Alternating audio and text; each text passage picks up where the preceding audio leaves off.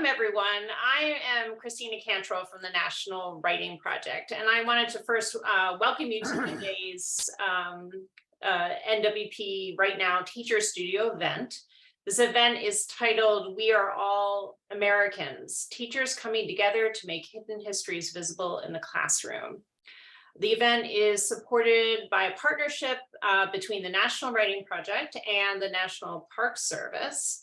And it taps into work that's been led for many, many years by the Bay Area Writing Project in partnership with the National Japanese American Historical Society.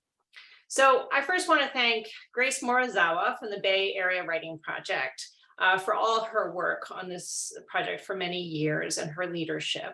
And then also the teacher leaders who have gathered here from across the country. You'll meet Jennifer Smith, Ann Park, Amber Thompson, Martina Gutierrez, and Juko Tanaka.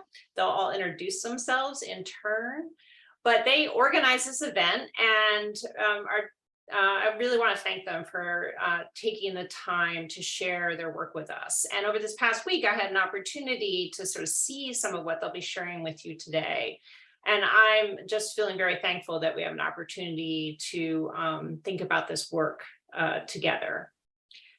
So I will pass this now to Grace to really get us started and kick us off. I'll be supporting the group in the background here. So if you need anything during this event, feel free to use the chat to let me know. Okay. Grace, you ready there? Yep. Hi, everybody. I'm going to share my screen with you. And guess what? We are going to start with the quick write. So in the tradition of the writing project, we'll take a few minutes to write for ourselves.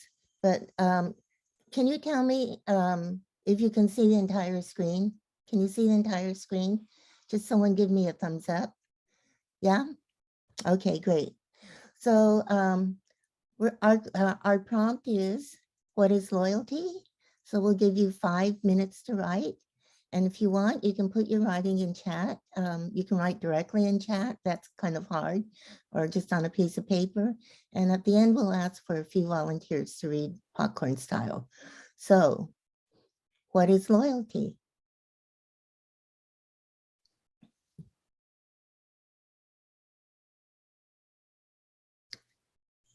All right, just take a few more seconds to finish up your words and we'll stop. You know, I forgot to say welcome to you all. We're really excited, and I'm so excited to see all of you here to learn about our virtual study group. And I'm Grace Morizawa, and I live in Berkeley. I'm with the Bay Area Writing Project, and I'm the educational coordinator for the National Japanese American Historical Society. So, oh, I see that some people have already put something in chat. I love this. Right. You know, is there anyone who would like to volunteer to read aloud? Since my screen is kind of shrunk, could you put up your hand, your Zoom hand, so I can see it? No, just popcorn in. Just start and say so. Read. Grace, this is Amber. I kept mine short and sweet. I just said loyalty is unconditional and unwavering support of a person, group, ideal, or nation. Thank you.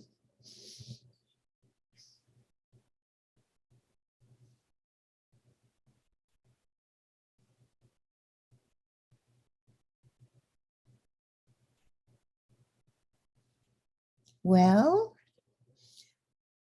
if not, I can go. I kind of agree with Paul. The negative thoughts about loyalty came through in mine a lot, but I wrote, loyalty is staying by someone no matter what, a friend, a family member, giving them support, unconditional love. It can also be blindly following someone or an organization without questioning, overlooking negative aspects because of a strong sense of loyalty or allegiance to that person or group, no matter how negative the aspects might become. The loyalty or allegiance to the person or group overcomes the negative that might not even be seen, since loyalty can be blinding and create a lens in which negative aspects can be and are ignored. Thank you. We have time for one more. If not, I'm going to move on. Get on your motorcycle. Grace, I Nope. thought it was interesting. Judy wrote that loyalty is related to actions as well as beliefs, Uh-huh. which I thought was interesting. Thanks for pointing that out, because that is one of the things we picked this prompt because loyalty is the overriding question that, well, I would say was a burden to Japanese Americans during World War II. Their loyalty was questioned, and well, not only questioned, but it was the reason for incarceration. And throughout the war, they were confronted over and over with the question of loyalty. So I'd like to start with the land acknowledgement. I know sometimes land acknowledgement seem perfunctory, but I think it's a good moment for us to think about our country, our land, and the people who were the original people here. So, oops, there we go. This is a painting of Berkeley 500 years ago, when the only people who lived here were the Huchins. They are part of the Ohlone who populated then and populate now much of Northern California. We acknowledge that they and the countless indigenous people throughout the continent cared for and lived here for centuries on this land. We thank them for their stewardship and for continuing to teach us today that the earth is sacred.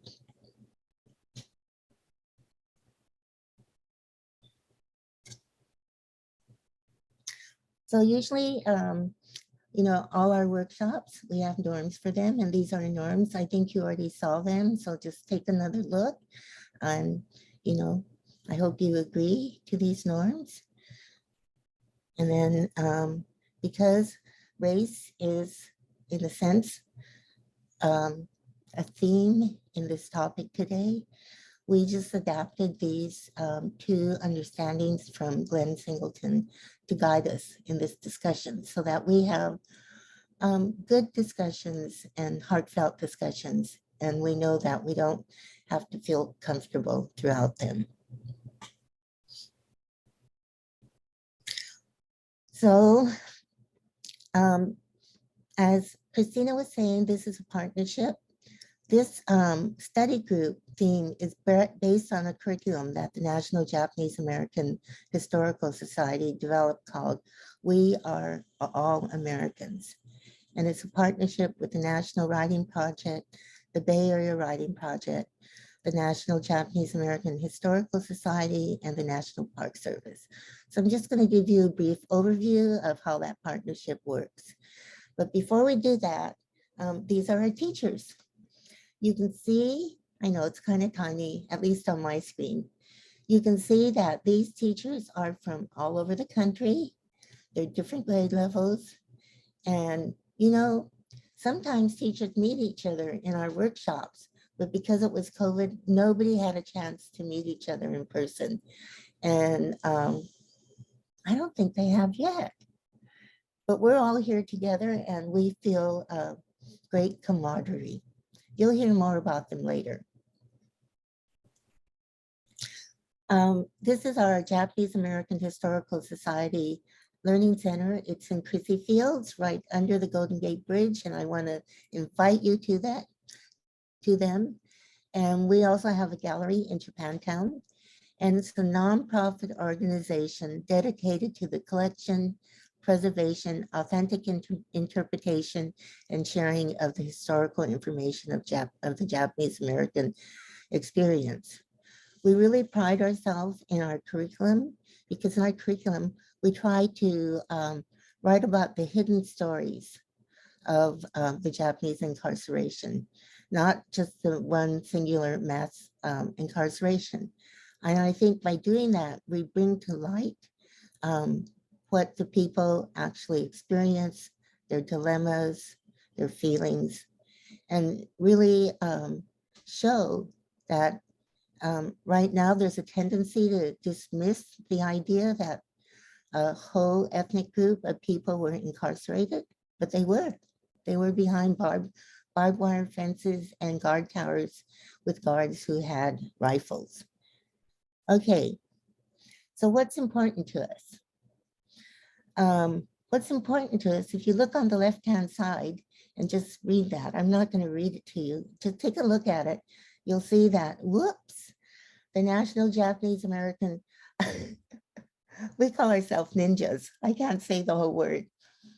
We borrowed a lot of ideas from the writing project. Above all, teachers teaching, and collaborative learning. And also, the idea of expertise comes from scholars, community speakers, and teachers.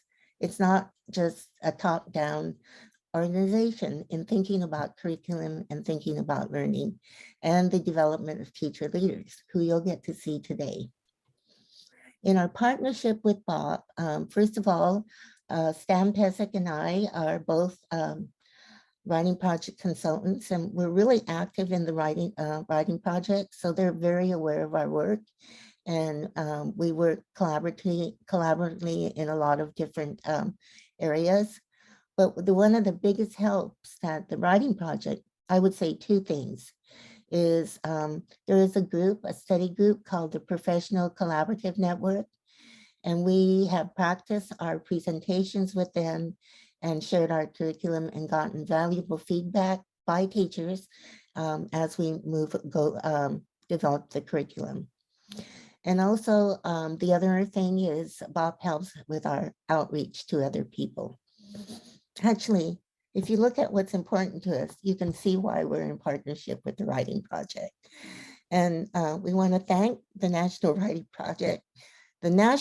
Project for funding us, our study group that you'll learn more about today. All right, why the National Park Service? Did you know that Park Service oversees the incarceration sites in the US? So if you look at the triangles, the deltas, those are all the 10 mass incarceration sites. The people who were moved to these sites went there after Executive Order 9066. But you'll see other sites on this map. Some were temporary detention centers close to the cities where people lived before they were shipped, I want to use that word, to the American concentration camps. Some were places that people who were arrested around December 7th were taken and interned. And there are other various reasons why there are these different sites.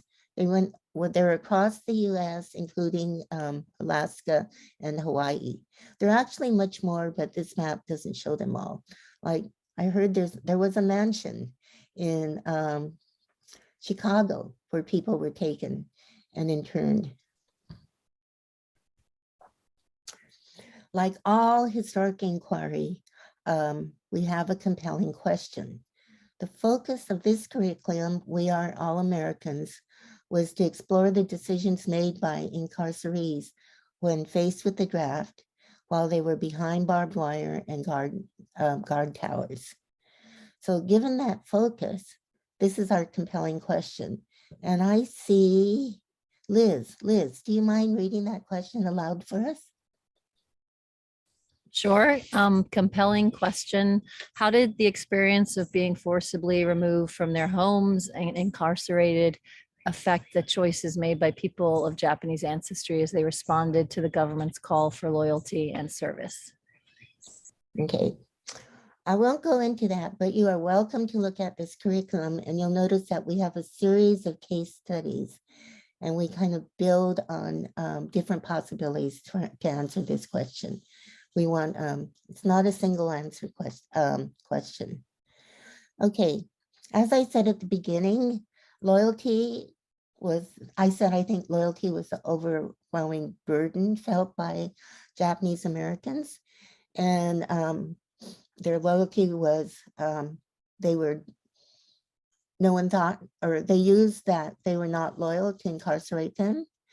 And then in 1943, they were faced by the loyalty questionnaire. We call it the loyalty questionnaire. Actually, it's called a statement of American citizenship or statement for a military draft. And there were 28 questions on them, and everyone who is 17 years older or older had to answer them. And these questions really caused turmoil in the camps, especially for those who were non-citizens, because Japanese were denied the right to citizenship. They felt that they would be stateless. Their children were concerned. They felt like the families would be divided. But in the end, most people said yes to the loyalty questions. And I learned in my own family, they did say no, but they were in Heart Mountain and the administrator persuaded them to say yes. If you said no, you went to Tule Lake, which then became a segregation center. I know this is a lot of details, but okay. So I hope you got to see this film, and I'm going to show it again to just review the story of the mass incarceration. Let's see. Oh, I'm sharing the screen. I hope you can hear it. One simple but brilliant trick to cool your home in 90 seconds. Tired of hot and stuffy rooms? On December 7th, 1941, the Empire of Japan launched an attack on the U.S. naval base at Pearl Harbor. In the following months, hundreds of thousands of Japanese Americans were rounded up and sent to internment camps under suspicion of disloyalty to the United States. But the feelings that paved the road to internment began long before the attack. For more than 80 years, Asian immigrants were viewed as economic threats, spurring various laws that effectively banned them from the country. For those who made it to America, the lingering resentment culminated after Pearl Harbor. Motivated by vocal outcries from politicians and military officials, FDR signed Executive Order 9066, empowering the U.S. Army to designate areas from which any or all persons may be excluded. He later formed the War Relocation Authority to establish 10 permanent camps, housing nearly 120,000 Japanese Americans, mostly from the Western United States. 2/3 of those interned were native-born American citizens. With only 6 days to dispose of their possessions, residents were forced to sell their belongings and even their homes for small sums of money.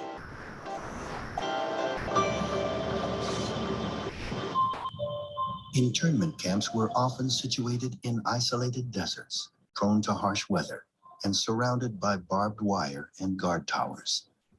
Within the barracks, internees lived in small one-room apartments with little privacy and constant surveillance.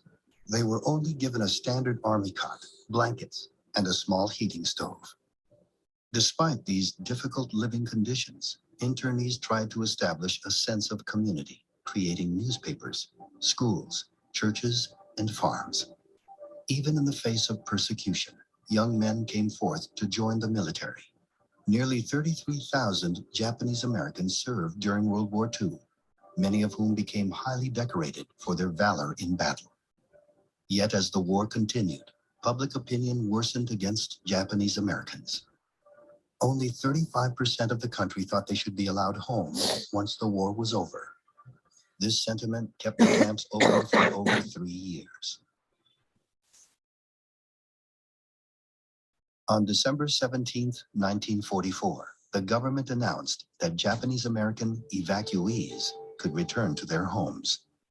When they did return, they found their homes looted and their possessions gone. With work almost impossible to come by, many fell homeless and destitute.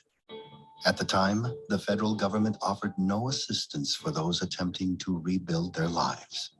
It would take over 40 years before President Ronald Reagan signed the Civil Liberties Act of 1988, paying reparations to each victim of internment.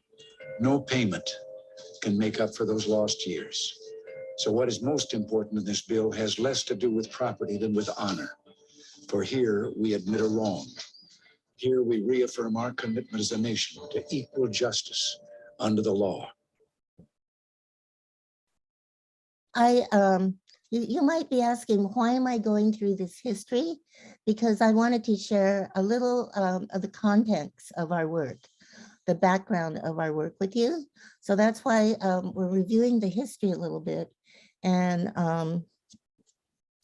I also like to take every opportunity to talk about vocabulary. If you were, for the last 15 years or so, or maybe 20, many scholars and activists have been trying to change the vocabulary around the Japanese incarceration. And I'm having trouble even finding that. Anyway, they say that the words traditionally used and used indeed by the survivors themselves are euphemisms. So they want the language to be more accurate. So thinking back, did you hear, and just speak out, did you notice any words that would be, if you had a chance to read it, would now be called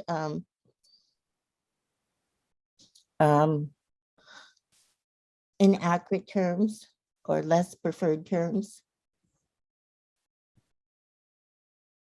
There were several euphemisms in there, Grace. Yeah, say one and just say one. Evacuees. Okay. And the reason that we don't want people to use evacuees anymore is because Do you want me to do the slideshow for you? I can put the slides up for you. okay, that'd be great. Awesome. Because evacuees implies that these were people who were forcibly removed and evicted from their homes, and evacuees implies that they are fleeing from a disaster, leaving to be safe. Any other terms? Maybe you noticed that the title of this film was called Internment. And we try not to use the word internment because internment has a special meaning. It is those people who were arrested by the FBI and put in prisoner of war camps. And those people are called internees. And the Japanese community has selected to use the word incarcerees. Sometimes people who are incarcerated say, I was imprisoned. But, I think the other important term is the camps themselves. You can call them by their official name, war relocation camps, or American concentration camps, incarceration camps, illegal detention centers. So as teachers, since you are teachers, we are asking you to help us on this campaign to have more accurate vocabulary. Okay, next slide. So now, just go really slowly. Now we're gonna just to provide more context, to get a sense of not just to get a deeper sense of what happened during the incarceration of Japanese Americans. I'm going to show you a silent slideshow. Before I start, many of these photos of the camps themselves were taken by War Relocation Authority photographers, and they were their photography was censored if it was too revealing, if it showed pain, too much pain or suffering, and the fences and guard towers are generally airbrushed out of the pictures. Okay, Marty, can we just go through them?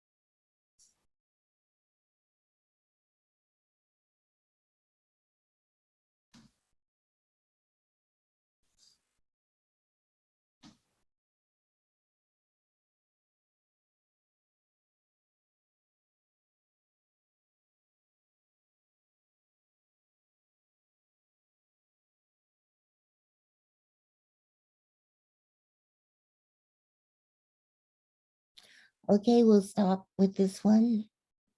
You can take that down. You can stop, Marty.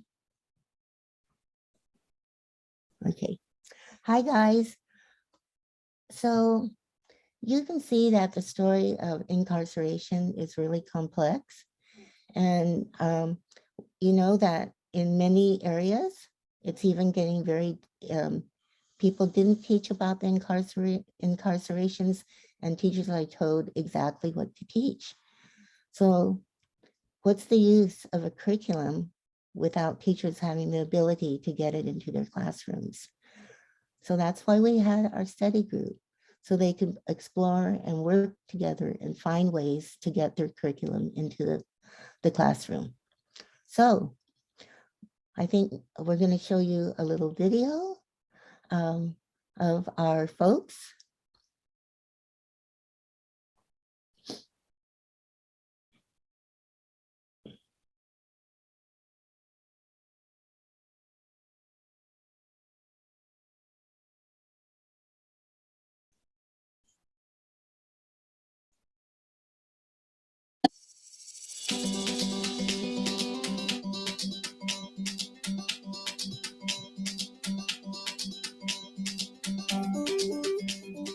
Hello, my name is Jennifer Smith, and I am a science teacher in Central Illinois. My name is Samantha Burke. I am a teacher at Lansdowne Middle School in Baltimore County, Maryland.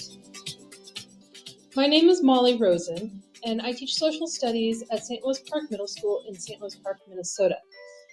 Hey, my name is Stephen Friedman. I teach middle school social studies at Brandeis Marin in San Rafael, California. Hi everyone, I'm Martina Gutierrez and I am a social studies teacher in Rio Rancho, New Mexico. Hi, my name is Melissa Cohen-Nichols. Hi, I'm Amber Thompson and this is Maslow, my therapy dog, and we're coming to you from Idaho. Hi, my name is Junko Tanaka. I'm a fourth grade teacher from San Francisco. Hi everyone, my name is Angela Wang and I am a social studies high school teacher in Silver Spring, Maryland. I had the amazing opportunity this year in the study group to work with Trish. And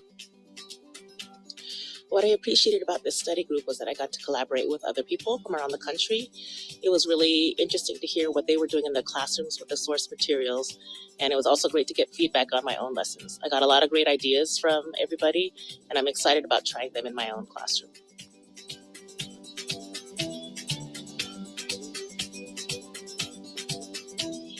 A significant aspect of the Japanese American history at this time that has really stood out for me was the question of loyalty to the government that was asked of the incarcerees during. I felt like it was really important to get involved because I didn't even know about the camps until I was in college. They didn't teach us anything about them when I was in high school, even though our area was impacted so largely by the camps being there. What I love so much about this study group is the opportunity to work with a variety of teachers from all grade levels and content disciplines, and being able to share not only content ideas, but pedagogy. This has been probably the best experience I've had working in these study groups with Japanese American Historical Society. So much from the amazing educators of this study group. Their lessons and project ideas allow me to see how they applied social justice standards from elementary to college levels. I also learned how varied the Japanese incarceration experiences were, depending on the locale of the camps.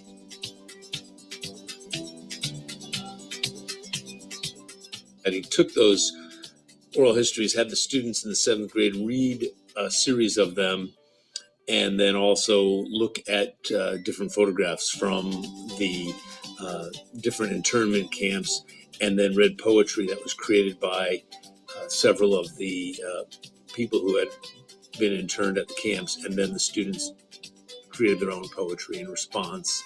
There are lots of different types of literature that you can use today, many of which have been written by people who experienced the internment or who had family who experienced the internment. So a lot of these are firsthand accounts that are made in a way that students can understand. As part of this project, I developed a lesson plan in which students would read primary sources and use the strategy of blackout poetry or found poetry to compose something unique, beautiful, profound, interesting about this time period.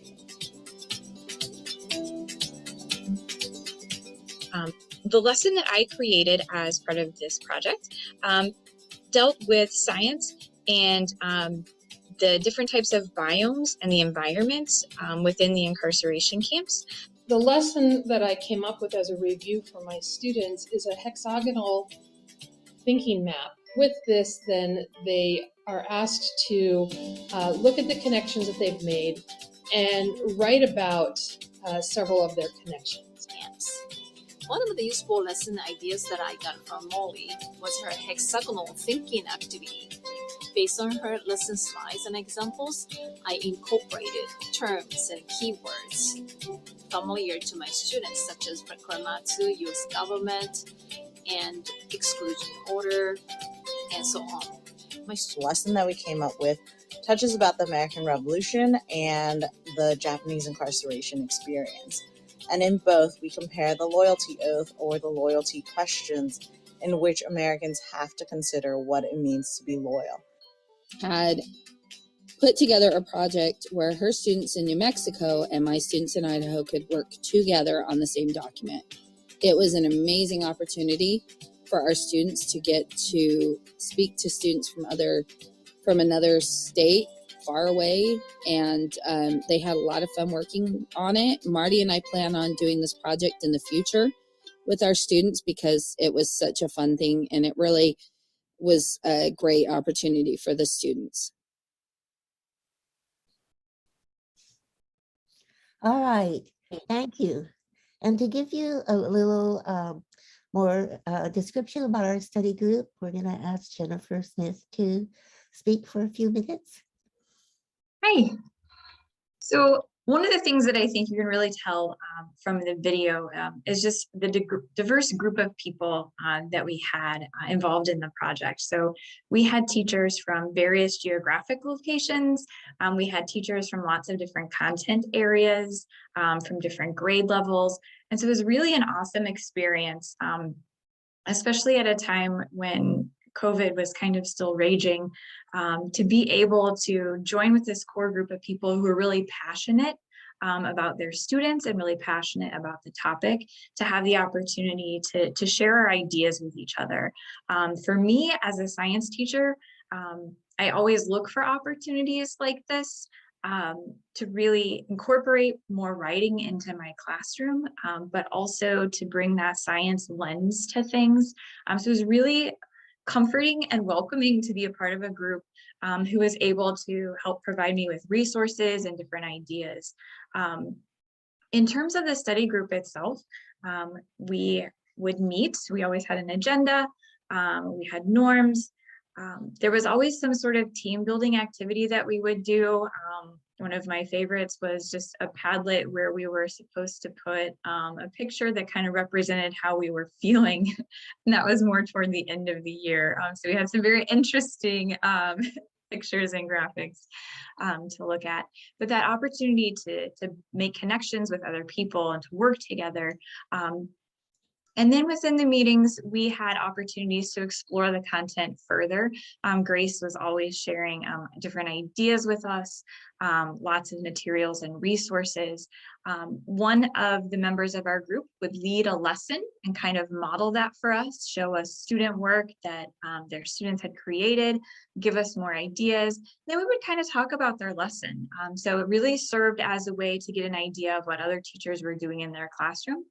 And then within the study group time, we had time to kind of work on our own lesson plans. We were able to join in different groups. We could work with partners, as you'll hear from some of the people later, how they kind of partnered and their classrooms worked together, sharing ideas. So we could bounce from breakout room to breakout room to kind of see what was going on with other people. And then always before we close the end of our session, coming back together to really share out our ideas with one another, what we've learned, questions that we had, really sharing those resources and ideas. So for me personally, it was a really wonderful time to get to meet lots of people from lots of different places, but to really work closely with them in partnership and in community with passionate educators who are who are already very knowledgeable, but continuing to strive to learn more and to share their knowledge with each other. So it was really a wonderful experience. Wow. Thank you. You really reminded me of what a good time we had together. It was amazing, wasn't it? Yeah, thank you so much. Well, let's get ready. I hope you're ready to go to the breakouts and see a few of these, at least one of these lessons. So Anne, could you let them know what you're going to be doing? Yeah, sure. My name is Ann Park. I teach 5th grade in Oakland, California. And so my presentation is about focusing on ways to support English learners, because I teach at a school that's 80% English learners, and engaging them with analyzing text, images, videos about the mass incarceration, and how I integrated reading, writing, social studies, and designated ELD, English language development. Thank you, Anne. Amber, yours and Marty's project? Hi, so Marty and I are both social studies. So ours is geared more towards high school students. Marty teaches social justice. I teach government and history. We both teach a little bit of everything. So we put together an assignment that we could do collaboratively with her class in New Mexico and my class in Idaho. Okay. And you're going to share 6-word poems, right? Yes. Yeah. Junko. Hi, my name is Junko Tanaka. I'm a 4th grade teacher in Japanese bilingual bicultural program in San Francisco Unified School District. I would like to share what I learned or how I applied some of the frameworks, anti-bias framework, and also teaching materials and strategies that I learned from the study group. One of the things that I really liked was Molly. I think she talked about in the video, his hexagonal thinking strategy, and I try to use it to promote activism for my students. So thank you. All right, so you will get to choose one breakout room to go to, and just we want to try to keep the rooms as even as possible. So if you see that there are a lot of folks there, please choose another breakout room. Also, since you won't get to go to all of them, we're going to ask one person, the teacher in the room will ask one person to report back to the whole group. Christina, is there anything else? No, just a reminder that all the presenters should hit the record button when you get into your breakout room. And I'm going to open the rooms now, and the presenters should go to the rooms, and then everybody else will have an opportunity to go down to the bottom of your screen where it says breakout rooms, and you'll get to pick one of the breakout rooms. Looking at the time, I think we should aim for 25 minutes in the breakout rooms, and we'll remind you as that time gets closer. Does that sound right, Grace? Yeah. Okay. Great. So, and if you have problems with this, just hang out here and we will help you. So I'm going to open all the rooms now. And there we go. And now down at the bottom, down the bottom ribbon of your screen, you should see breakout rooms. If you click on that, you'll be able to choose a room to go to, and you pick the room and you say join.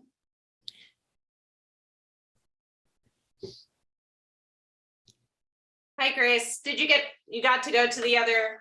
Yes, I went to every room. Yay. I eavesdropped on every room. They were so great. Yeah, this work is so exciting. I'm glad. Oh, I didn't check to see if they were all recording, but I know one was. Were you guys recording? They were, yeah. Okay. Yeah, nicely done. The set of photographs are amazing. I also noticed, Marty and Amber, that you have the photo credits on all of them, which I really appreciate, like where you actually sourced all of these. There's quite a collection. And like I said, those are pictures that the vast majority, there's a few of them you saw in Grace's presentation, but the vast majority of them were never shown to the public because the War Relocation Authority felt that they were too sympathetic to the Japanese Americans, as opposed to the American, we got to do this, you know, it's a good thing. It's supposed to show how great these camps are and how protective they are. Yeah. There were originally over 80, but I cut out all the pictures that didn't have people in them because I wanted them to voice, you know, the people that were in the pictures. So, yeah. Great. All right. Is everyone back now? I think so. I think so. Yeah, we only have a few minutes, so let's get started. Do we have a reporter from Ad's room? If you could just speak up. Oh, would that be me? Hi. Well, let's see. I'm 6th grade language arts, so I kind of look at it from that lens. So I didn't write everything down. But as a side note, there's a Scholastic magazine article that I use with my kids every year. It's called Behind Barbed Wires, that talks about the subject. So I went into this wanting to incorporate some things when I use that unit. So she shared some case studies, how she had her kids use case studies, and they write what happened. And there were some other questions that she had up that kind of went kind of fast, but I think that would be good for informational writing for the kids to be able to do. She showed how she tied it into US history and civil rights and incorporated that text in there so that it will meet the standards that the school is always requiring in the essential questions.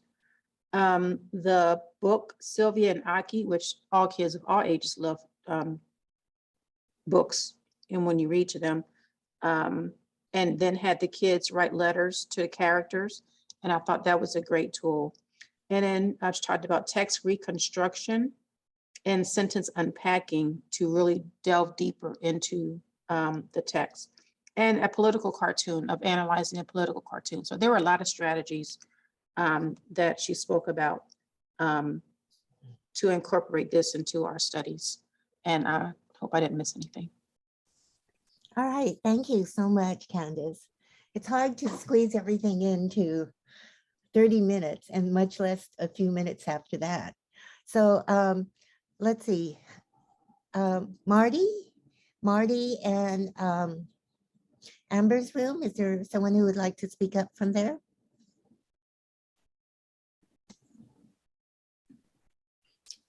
Go. So we worked with 6-word memoirs and photos that weren't really shown to the public. Very much that tie into the propaganda, and you know, you want to make people look like what you are hoping everyone else will see them as, so that people will be afraid. And they weren't scary photos. They were everyday photos of events that all of us have pictures of in a lot of cases. So having the kids focus and really choose appropriate language, because you only have 6 words, so you got to use your words wisely. That was really hard. But it was also, I think it's meaningful. They also had the kids do a postcard, or they could use a quote. So this is one that you could use in a lot of different ways for a lot of different types of writing. And so it was really cool. Thank you so much. What I really like about all these presentations is they really shared with us a way to get into the classroom with a complicated curriculum that it's not generally on state standards, and linked it. So Junko. I think we didn't decide who's gonna share out. Anyone? Please, so Junko can hear what you got. Could someone please volunteer? I'm happy to volunteer. I really appreciated hearing about the oh, I've forgotten the word. What shape are they? pentagonal. No, what are they? Hexagonal. Sorry, the hexagonal. A tool to help kids think about different concepts around a specific person or idea. And Junko really packed it in. She's done a lot with social justice work with her fourth graders, and you know, from them writing speeches and doing marches, but she saw that they weren't really thinking about why they chose certain people and why they cared about that topic. So then she brought in let's see, who's the person who did that? Molly's idea of the hexagonal. And I don't know if that could be put in the chat. I know we got shared, it was shared with us in the chat. This tool that was basically, I think we saw in the video that you basically, it's like a web, right? But with hexagons. And then, but the difference I think is that you can manipulate, move them either digitally or with paper, like Junko showed us, her students did as well. And you talk about it. So the kids talk about it and they write about it. So like Molly mentioned that with her kids who are middle schoolers, they really saw that the process of moving those hexagons also led to the writing and thinking in different ways and seeing why the kids, like this kid saw why writing was helpful in their thinking. So that was, I thought it was great. Thank you. Thank you. Thank you. You may be starting hexagon fever in this group here. Thank you so much. I really like the way you looked at the work and you said, I got to get the kids to think about why are they making these statements? And you use the hexagons to help them do that. We have, before we move on, I just want to introduce the other members who didn't present and who are here. I saw Sydney. Sydney, you want to raise your hand? Just wave, Sydney. Hi. And Molly. And Carly was here, but I know her internet is kind of wonky, so she might have left.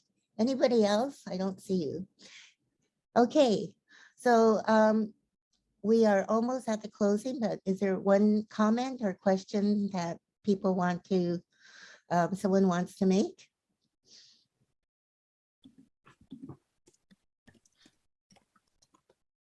Well, I have something. One is, if you would like to join this study group, if we get funding for it, the requirements are that you attend a workshop.